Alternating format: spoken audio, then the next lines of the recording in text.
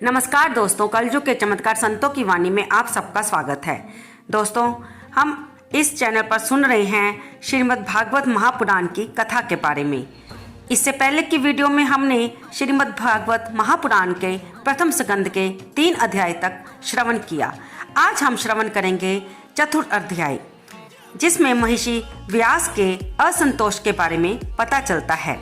व्यास जी कहते हैं, उस दीर्घकालीन सत्र में सम्मिलित हुए मुनियों में विद्याव्यो वृद्ध कुलपति श्री शौनक जी ने सूत जी की पूर्वोक्त बात को सुनकर उनकी प्रशंसा की और कहा। शौनक जी बोले, सूत जी, आप वक्ताओं में श्रेष्ठ हैं तथा बड़े भाग्यशाली हैं। जो कथा भगवान श्री सुखदेव जी ने कही थी, वही भगवान की पुण्यमयी कथा कृपा करके हमें सुनाइए। वह कथा किस युग में, किस स्थान पर और किस कारण से हुई थी? मुनिवर श्री कृष्ण द्वैपायन ने किसकी प्रेरणा से इस परमहंसों की संहिता का निर्माण किया था?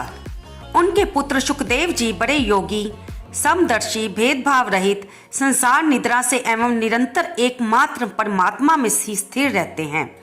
वे छिपे रहने के कारण मूढ़ से प्रतीत होते हैं। व्यास जी जब संन्यास के लिए वन की ओर जाते हुए अपने पुत्र का पीछा कर रहे थे, उस समय जल में स्नान करने वाली स्त्रियों ने नंगे सुखदेव को देखकर तो वस्त्र धारण नहीं किया, परंतु वस्त्र पहने हुए श्री व्यास जी को देखकर लज्जा से कपड़े पहन किए थे।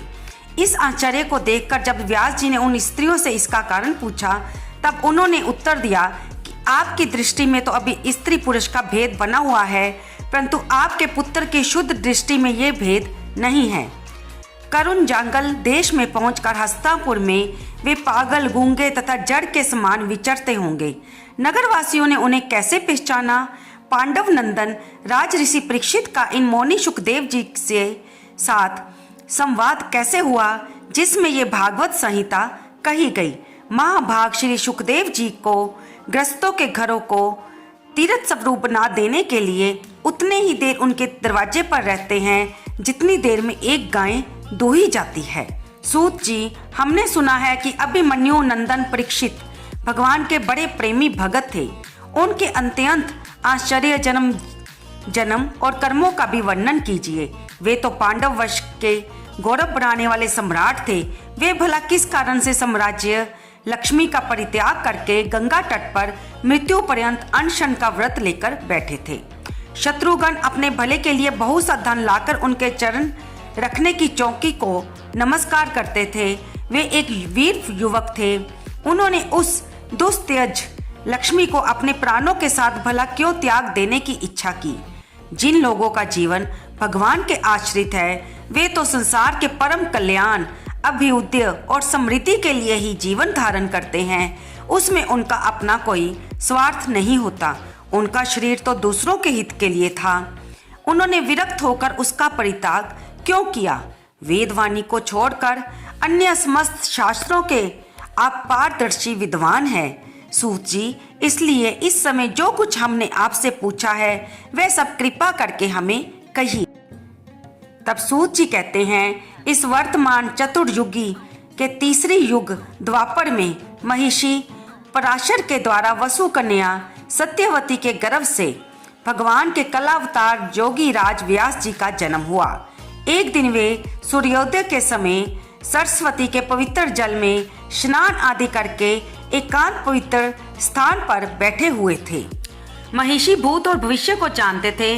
उनकी दृष्टि अचूक थी। उन्होंने देखा कि जिसको लोग जान नहीं पाते, ऐसे समय के फेर से प्रत्येक युग में धर्म संकरता और उसके प्रभाव से भौतिक वस्तुओं की भी शक्ति का ह्रास होता रहता है। संसार के लोग श्रद्धाहीन और शक्ति रहित हो जाते हैं।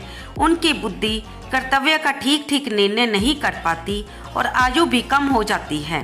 लोगों की इस भाग्यहीनता को देखकर उन मुनीश्वर ने अपनी दिव्य दृष्टि से समस्त वर्णों और आश्रमों का हित कैसे हो, इस पर विचार किया। उन्होंने सोचा कि वेदोक्त चातुर्होत्र कर्म लोगों का हृदय शुद्ध करने वाला है। इस दृष्टि से यज्ञों का विस्तार करने के लिए उन्होंने एक ही वेद के 4 भाग्य कर दिए।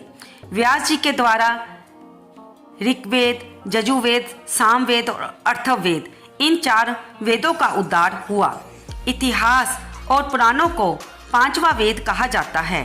उनमें से ऋग्वेद के पैल सामगान के विद्वान जैमिनी एवं यजुर्वेद के एकमात्र स्नातक वैशंपायन हुए। अर्थवेद में प्रवीण हुए दरुण नंदन सुमंतो मुनि इतिहास और पुराणों के स्नातक मेरे पिता रोमहर्षण थे। इन पूर्वोक्त ऋषियों ने अपनी अपनी शाखा को और अन्य भागों में विभक्त कर दिया। इस प्रकार शिष्य प्रशिष्य और उनके शिष्यों द्वारा वेदों की बहुत सी शाखाएं बन गई। कम समझने वाले पुरुषों पर कृपा करने के लिए भगवान वेद व्यास जी ने इसका ऐसा विभाग किया कि जिन लोगों को स्मरण शक्ति नहीं है या कम है वे भी वेदों को धारण कर सके। स्त्री शूद्र और पतित तीनों ही वेद श्रवण के अधिकारी नहीं हैं, इसलिए वे कल्याणकारी शास्त्रोक्त कर्मों के उच्चारण में भूल कर बैठते हैं। अब इसके द्वारा उनका भी कल्याण हो जाए, ये सोचकर महामुनि व्यास जी ने बड़ी कृपा करके महाभारत इतिहास की रचना की। शौनक आदि ऋषियों, यद्यपि व्यास जी इस प्रकार अपनी पूरी शक्ति से सदा सर्वदा प्राणियों के कल्याण में ही लगे रहे, तथापि उनके हृदय को संतोष नहीं हुआ। उनका मन कुछ खिन्न सा हो गया। सरस्वती नदी के पवित्र तट पर एकांत में बैठकर धर्मवेता व्यास जी मन ही मन विचार करने लगे। मैंने निष्कपट भाव से व्रतों का पालन करते हुए वेद गुरुजन और अग्नियों का सम्मान किया है, उनकी आज्ञा का पालन किया है। महाभारत की रचना के बहाने मैंने वेद के अर्थ को खोल दिया है, जिससे स्त्री शूद्र आदि भी अपने अपने धर्म कर्म का ज्ञान प्राप्त कर लेते हैं। यद्यपि मैंने ब्रह्म तेज से संपन्न एवं समर्थ हूँ, तथापि मेरा हृदय अभी भी कुछ अपूर्ण जान पड़ता है। अवश्य ही अब तक मैंने भगवान को प्राप्त कराने वाले धर्मों का निरूपण नहीं किया है। वे ही धर्म परमहंसों को प्रिय है और वे ही भगवान को भी प्रिय है। हो न हो मेरी अपूर्णता का कारण यही है।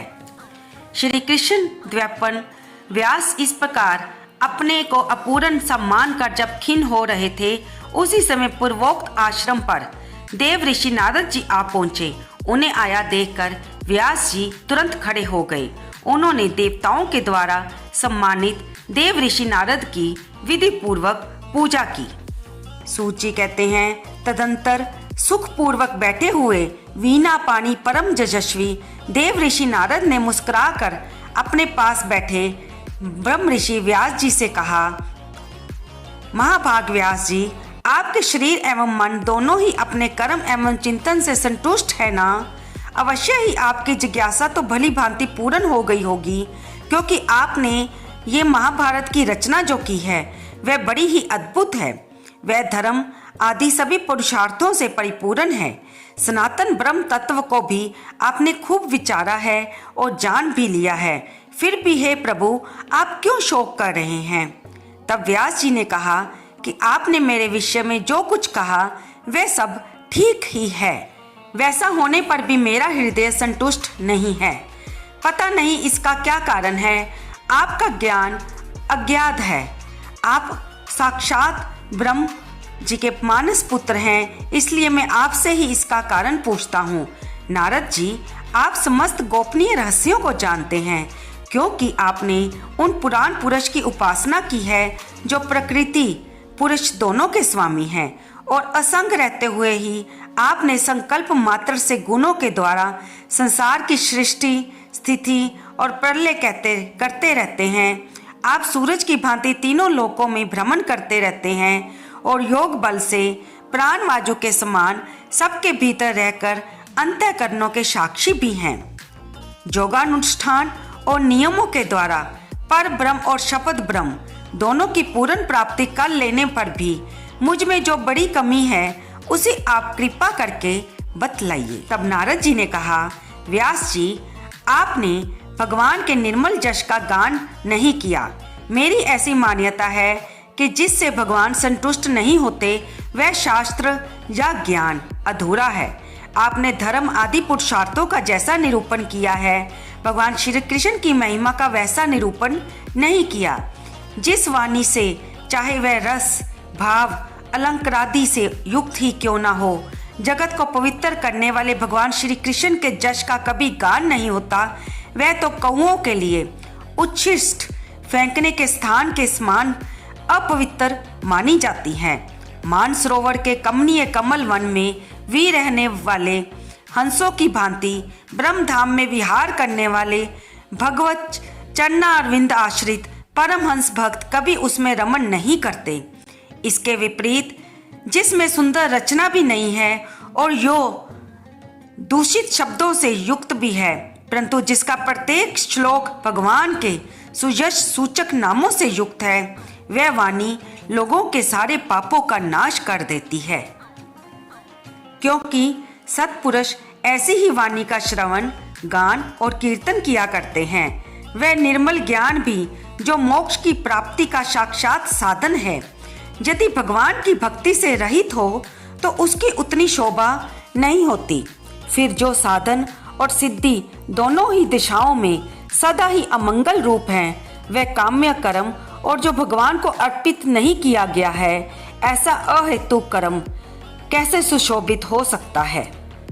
महाभाग व्यास जी, आपकी दृष्टि अमोघ है, आपकी कीर्ति पवित्र है, आप सत्यनारायण एवं दृढ़व्रत हैं, इसलिए आप संपूर्ण जीवों को बंधन से मुक्त करने के लिए समाधि के द्वारा अचिंत्य शक्ति भगवान की लीलाओं का स्मरण कीजिए। जो मनुष्य भगवान की लीला के अतिरिक्त और कुछ कहने की इच्छा करता है, वह उस इच्छा से ही निर्मित अनेक नाम और रूपों के चक्कर में पड़ जाता है। उसकी बुद्धि भेदभाव से भर जाती है। जैसे हवा के झकोरों से डगमगाती हुई डोंगी को कहीं भी ठहरने का ठौर नहीं मिलता, वैसे ही उसकी चंचल बुद्धि कहीं भी स्थिर नहीं हो पाती। संसारी लोग स्वभाव से ही विषयों में फंसे हुए हैं। धर्म के नाम पर आपने उन्हें पशु हिंसा युक्त सकाम कर्म करने की भी आज्ञा दे दी है। ये बहुत उल्टी बात हुई, क्योंकि मूर्ख लोग आपके वचनों से निंदित कर्म को ही धर्म मानकर करेंगे। इसलिए वे सही और गलत का विचार वचनों को नहीं मानेंगे। भगवान अनंत हैं। कोई विचारवान ज्ञानी पुरुष इस संसार की ओर से निर्वृत्त होकर उनके स्वरूप भूत परमानंद का अनुभव कर सकता है। अतः जो लोग पारमार्थिक बुद्धि से रहित हैं और गुणों के द्वारा नचाए जा रहे हैं, उनके कल्याण के लिए ही आप भगवान की लीलाओं का सर्वसाधारण के हित के लिए वर्णन कीजिए। जो मनुष्य अपने धर्म का परित्याग करके भगवान के चरण कमलों का भजन सेवन करता है, भजन परिपक्व हो जाने पर तो बात ही क्या है। यदि इससे पूर्व उसका भजन छूट जाए तो क्या कहीं भी उसका अमंगल हो सकता है। और जो भगवान का भजन नहीं करते और केवल सब धर्म में ही पालन करते हैं, उन्हें कौन सा लाभ मिलता है। बुद्धिमान मनुष्य को चाहिए कि वह उसी वस्तु की प्राप्ति के लिए प्रयत्न करे जो तिनके से लेकर ब्रह्म पर्यंत समस्त ऊंची नीची योनियों में कर्मों के फल स्वरूप आने जाने पर भी स्वयं प्राप्त नहीं होती। संसार के विषय सुख तो जैसे बिना चेष्टा के दुख मिलते हैं, वैसे ही कर्म के फल स्वरूप अचिंत्य गति समय के फेर से सबको सर्वत्र स्वभाव से ही मिल जाते हैं। व्यास जी, जो भगवान श्री कृष्ण के चरणारविंद का सेवक है, वह भजन ना करने वाले कर्मी मनुष्यों के समान देवात कभी बुरा भाव हो जाने पर भी जन्म मृत्यु संसार में नहीं आता। वह भगवान के चरण कमलों के आलिंगन का स्मरण करके फिर उसे छोड़ना नहीं चाहता। उसे रस का जो चस्का लगा चुका है, जिनसे जगत की उत्पत्ति स्थिति और प्रलय होती है, वे भगवान ही इस विश्व के रूप में है। ऐसा होने पर भी वे इससे विलक्षण है, इस बात को आप स्वयं जानते हैं और मैंने आपको संकेत मात्र कर दिया है। व्यास जी, आपकी दृष्टि अमोघ्य है। आप इस बात को जानिए कि आप पुरुषोत्तम भगवान के कल अवतार हैं। आपने अजन्मा होकर भी जगत के कल्याण के लिए जन्म ग्रहण किया है, इसलिए आप विशेष रूप से भगवान की लीलाओं का कीर्तन कीजिए। विद्वानों ने इस बात का निरूपण किया है कि मनुष्य की तपस्या, वेदाध्ययन, यज्ञ अनुष्ठान, स्वाध्याय, ज्ञान और दान का एकमात्र प्रयोजन यही है कि पुण्य कीर्ति श्री कृष्ण के गुणों और लीलाओं का वर्णन किया जाए। तब नारद जी कहते हैं कि मुने, पिछले कल्प में मैं अपने पूर्व जन्म में एक वेदवादी ब्राह्मणों की एक दासी का लड़का था। वे जोगी वर्षा ऋतु में एक स्थान पर चातुर्मास कर रहे थे। बचपन में ही मैं उनकी सेवा में नियुक्त कर दिया गया।